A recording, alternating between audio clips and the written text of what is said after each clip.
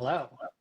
I'm here today with Charlie Rose, a partner at the Law Forum HMBR. Charlie knows all sorts of things about the legal history of education. He's served in a bunch of different exciting roles, which I'll let him talk about. And I'm excited to dig in today on some of the effects of the One Big Beautiful Bill and uh, the state of play in the OPM industry.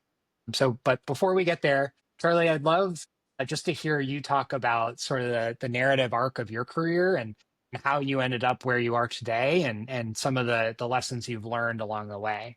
So I'll hand it to you to and just sit back and listen. Okay. Well, thank you, Matt. And I appreciate being here today. Thank you for inviting me. So, I've spent my entire career representing education institutions and education related businesses in a variety of contexts. For the first part of my career, I devoted my time to representing primarily K to 12 institutions and all sorts of doing a tremendous amount of collective bargaining and also some education policy work. Then I had the privilege of working in the Obama administration as the general counsel at the U.S. Department of Education during 2009, 10, and most of 2011 when Arne Duncan was the secretary. And then when I returned to private practice in Chicago, I shifted my practice from representing K to 12 organizations to representing more higher education and higher education related businesses. And so now I focus on transactions, regulatory compliance, some civil rights matters, and some privacy matters. So it's been an interesting career. And as far as insights go, I think what I've enjoyed immensely is the ability to dive into education policy as it relates to the representation of our clients. And in the practice of law, it is a unique opportunity and frankly a privilege to be able to work on the policy side in addition to the legal side. Yeah, I that's something Ben Wallerstein and the whiteboard team have really helped me understand over the past few years is just how big a role policy plays in the business of education and how policy decisions made over here do have a lot of impact, often for very good and important reasons over here. And it's something you can't just pay attention to one side or the other in order to be effective. You really do have to watch both. Maybe just one quick question. Sure. Whether you're like a partner at a law firm, you're doing work with K-12 schools, but like you get nominated, I think, for the GC position at the Department Right. of Education. Right. Like, what does your first day look like? Like, again, it's running a law firm is probably pretty different from being the general counsel of the department. Is there somebody who tells you like, hey, like this is like the set of things the GC does? Do you like call a bunch of people and ask them? Does the former GC talk to you? Like, what does that look like? Yeah. It's, well, besides the administrative issues, just filling out the paperwork and the like, I think there's two aspects to it. One is speaking to the prior political appointees at the department, as well as the colleagues that who will become the current political appointees along with you to understand the policy agenda and the like. But on the other hand, I think the second aspect of that day one thing, so to speak, that's equally important to understanding the political dynamics of the job and the policy goals that the president has set is developing a relationship with the career employees and staff at the federal agency where you're assigned to, in my case, the Department of Education. Because while the policy may be set at a political level, carrying out that policy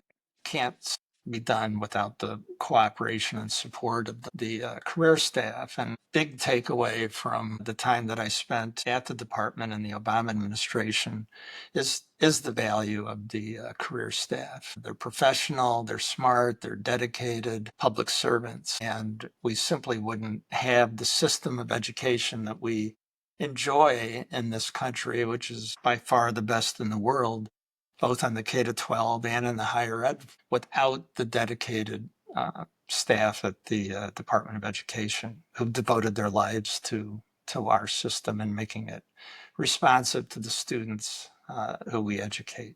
I think that's really important. And I think understanding that continuity across administrations, Of course, policy priorities change, and some feel like they just get ping pong back and forth. But that there are a set of people, unfortunately fewer now than perhaps in Right. past administrations, but there are a set of people who are working really hard to keep things running, and it's trying to keep our system in its admirable place. Yeah.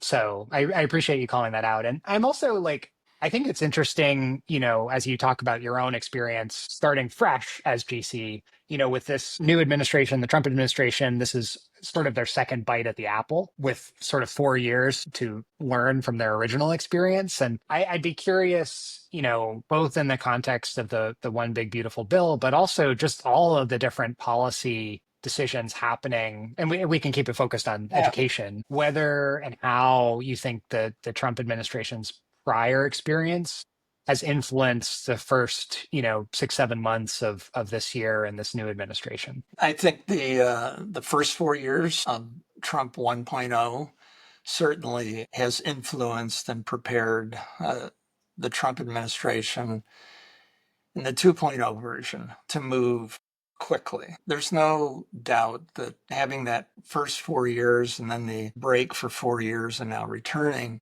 allowed the administration to assess what it did right and wrong and what it could change moving into a second administration, and how more efficiently and effectively to use the levers of executive authority and work in conjunction with Congress in order to enhance that authority. And so the swiftness with which the Trump administration has moved over the last 6 months, as many people have described, has been stunning, breathtaking, whatever adjective you want to use. But it's certainly a different and much more aggressive playbook than the first Trump administration. And we can see that with what has happened in the One Big Beautiful Bill, but also in the policy initiatives that are being executed at the executive branch, and in our case here, the Department of Education. Yeah, would you mind just highlighting a couple of the areas that feel like they're on relatively firm footing or will be sort of the key strokes of this administration now that we have, One Big Beautiful Bill codified? Some stuff didn't make it in, but and may resurface.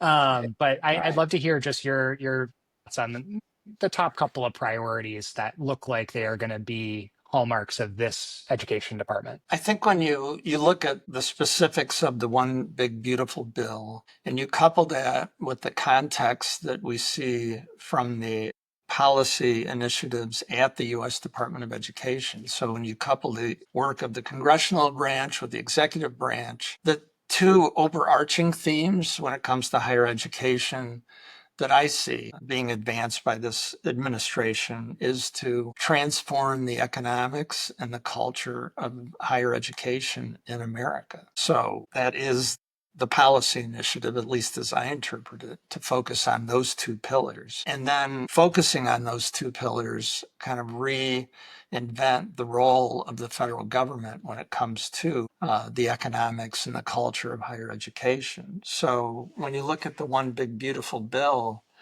that Congress passed and the president signed, when you look at what it's done with the workforce Pell, which will be transformative, the student loan caps that we see emerging, the gainful employment for all, not just confined to the for-profits, streamlining some of the loan repayment programs for those who have students who have scholarships, moving Pell from first dollar to last dollar. The delay, 10-year delay in the borrower defense to repayment regulations, certainly the increase in the endowment tax, and some of the others. It just points to a restructuring of the economics of higher education. And then, as I said, when you look at the policy initiatives that the administration is advancing with the Title VI investigations, the freezing of funds, the downsizing of the department,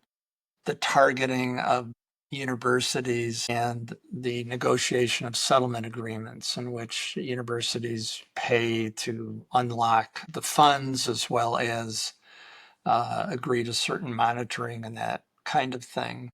That's all designed to, you know, transform the economics and the culture of higher education in the eyes of the Trump administration. So uh, I think as we move forward here, it's difficult to see the administration changing course, given what I would assume the administration sees as various successes over the last 6 months. So I think one thing to watch is the negotiated rulemaking sessions that the administration is about to embark on in order to implement the provisions of the One Big Beautiful Bill. And there's going to be two negotiated rulemaking committees. The first one is set for September and November. It's called RISE, Reimagining and Improving Student Education. And the second one is set for December and January. And that's called AHEAD, Accountability in Higher Education and Access Through Demand-Driven Workforce Panel Committee. So that's, I think, the place to watch in terms of the policy implementations for the One Big Beautiful Bill. The other place to watch, obviously, is what happens with agreements like the one Columbia entered into with the administration and what the What administration is. Harvard's going to do, et cetera. Yeah. Yeah, I, those are I, I think, I yeah, think there's something really important in what you're saying. And what I was struggling with throughout all the discussion of the One Big Beautiful Bill was there's just like so many things to keep track of. yeah, I was losing sort of the forest for the trees of like, man, there's like 12 things that are happening. Each one has its like nuances. I got to understand the nuances. But I think I appreciate you pointing out that this is, yeah, there's some sort of administration objectives of, right, the endowment tax and the agreements with individual universities, but there's also a really important macro discussion about the economics of universities. To me, it feels like they sort of attacked it from two ends, right? Where you're capping the amount that an individual student can take. And we'll see how that affects tuition pricing and whether capping what had previously been a relatively unfettered subsidization of tuition yeah, has effect on pricing. I think it's probably too early to tell. I don't want to put you on the spot. And on the other hand, you're introducing more broad-based accountability, which I think has been the trend right, since you served in the Obama administration, but has really sort of solidified,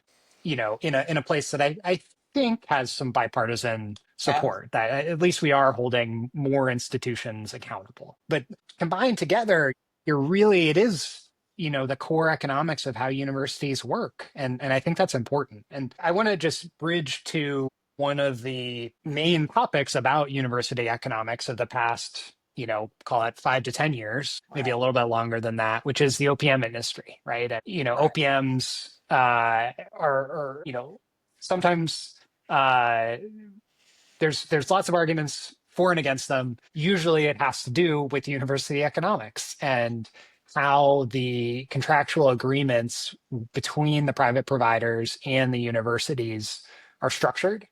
And I think it's pretty interesting to think about, what the present day looks like with these new economics related policy initiatives from the Big Beautiful Bill. But before we get there, if you wouldn't mind just taking a couple minutes to talk about the history of OPMs. And, I think you had a pretty central role in their early days and sort of the intent around allowing these private providers to work with universities. So would you mind just giving us a quick history and sure. how it's evolved over time? Yeah, sure. And I was there at the Department of Education when we initiated a rulemaking focused on, among other things, the ban on incentive compensation, which was first appeared in the Higher Education Act in 1992. And essentially, what the incentive compensation ban prohibits is paying incentive compensation for securing enrollments or securing financial aid. Prior to the Obama administration coming in, the incentive compensation regulations had 12 what were called safe harbors, which essentially allowed universities to pay what I'll call tuition sharing or revenue sharing under certain circumstances. And in the 2010 negotiated rulemaking, that was initiated by the Obama administration, which resulted in the regulations being finalized and issued on, I think, October 29th, 2010, to become effective on July 1, 2011. Those regulations rescinded the 12 safe harbors. Just so happened that one of those 12 safe harbors involved tuition sharing or revenue sharing arrangements that were permissible under certain conditions, primarily if they were executed with a set of services being provided by the third party to the university. And so after the October 29, 2010 regs were published, several trade associations and universities and third-party servicers that were called online program management companies, OPMs, expressed concern about the ability to use revenue sharing or tuition sharing arrangements that were provided in the context of a set of services. And the purpose of the so-called March 2011 Dear Colleague letter that we issued prior to the effective date of the July 1, 2011 regulations was to assure higher education institutions and OPMs that tuition sharing model was permissible under certain conditions. And the primary condition was that the tuition sharing had to be done in the context of providing a set of bundled services. Just be recruiting. That's right. Or it couldn't just be securing financial aid. It couldn't, as you said, just couldn't just be securing enrollment. It had to be a set of bundled services. And I think what's important is that from a policy perspective, those bundled services, and I think it's worth pointing out what we did say originally in the March 2011 Dear Colleague letter, because it did shape I think, the course of what's happened over the last 15 years.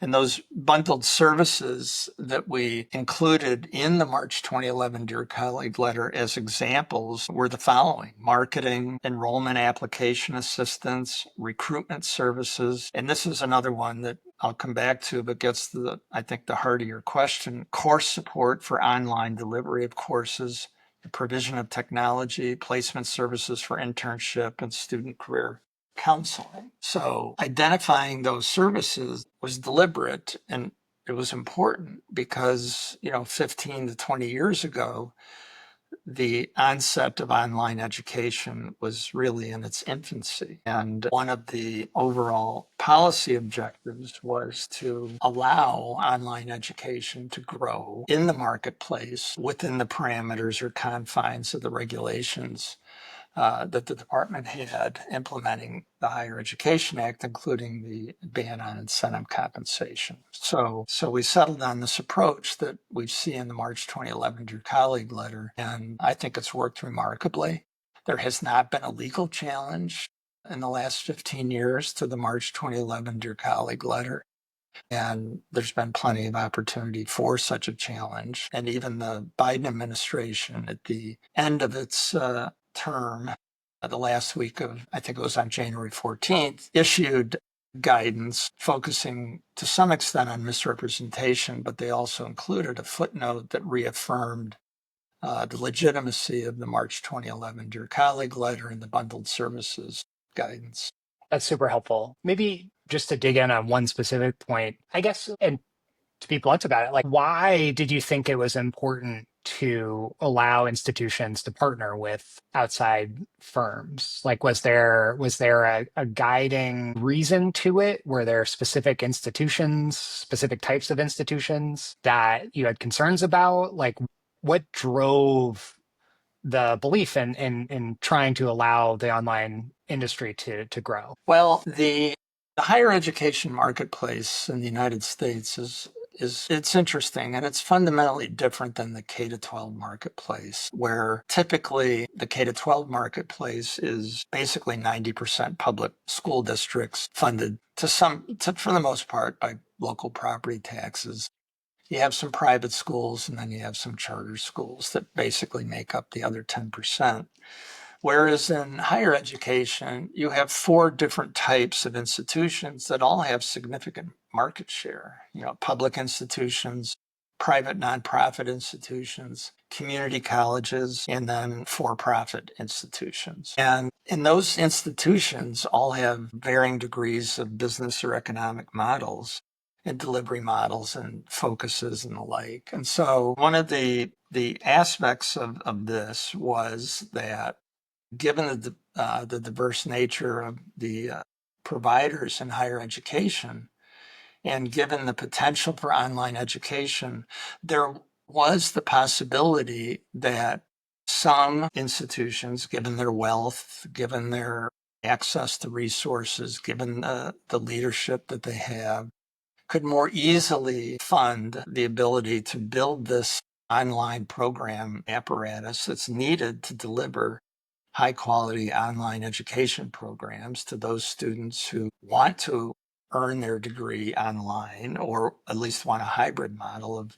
doing some work online and some work on ground. And so the online program managers, the OPMs, provided an important service to those institutions that either didn't have the capital or didn't have the expertise or didn't have either one. And so the tuition sharing or revenue sharing model allowed those institutions, which could be typically small private colleges that are in suburbs or rural areas. It could be regional public universities that don't necessarily have the same resources as the R1 institutions or the flagship public universities.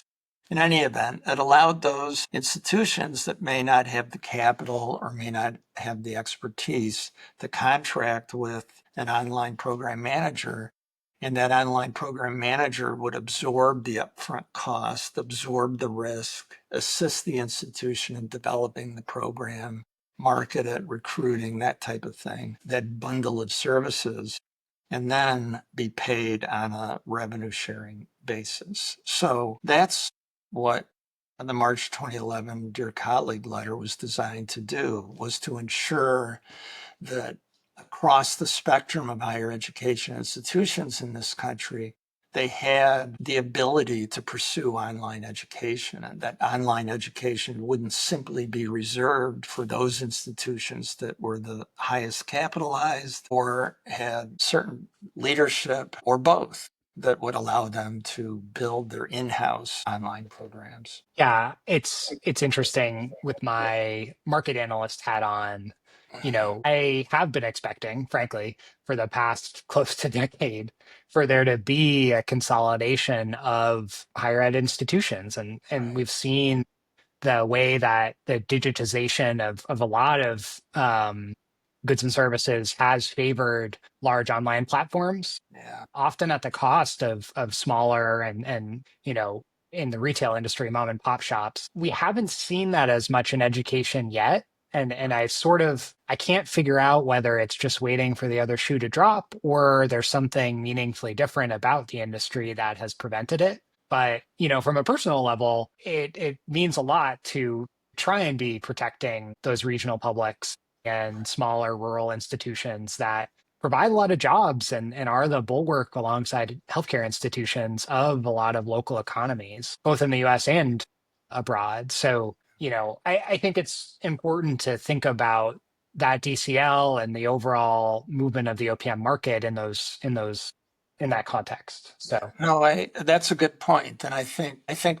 what you're observing is important. And it has allowed regional publics, it has allowed smaller private institutions to offer high quality online programs to meet the demand in their communities. But to your point about consolidation and contraction in the marketplace, one of the issues that higher education is facing as a highly regulated industry is that the ability to merge or change ownership or what have you is regulated, and for the yeah. most part requires prior approval from accreditors, prior notice and eventual approval from the U.S. Department of Education, approval from some states, whether it's pre or post the effective date of the change in ownership. And that process typically takes a couple of years. And when you're dealing with a distressed asset,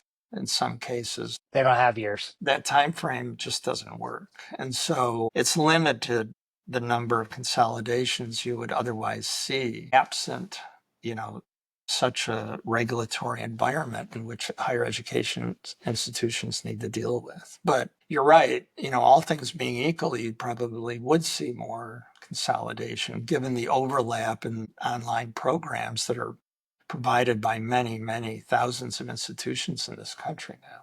Yeah, this is a whole other can of worms, but Yeah. I appreciate you bringing it up, and Right. it does make you think about the current administration's Yeah. um, sort of, we'll call it a rethinking of accreditation. Yeah. Maybe leave it at that. Yeah. Right. But I appreciate you bringing it up, and I think it gets back to where we started of, you know, to do business in education is to also be understanding and engaging with policy, and the Right. two are just so intertwined. And I appreciate being able to talk to you, Charlie, as somebody who's seen both Yeah. sides of it very intimately and has sort of a nuanced understanding of, like, there's these two paths intersect and diverge on a near constant basis, and keeping up with them is tricky.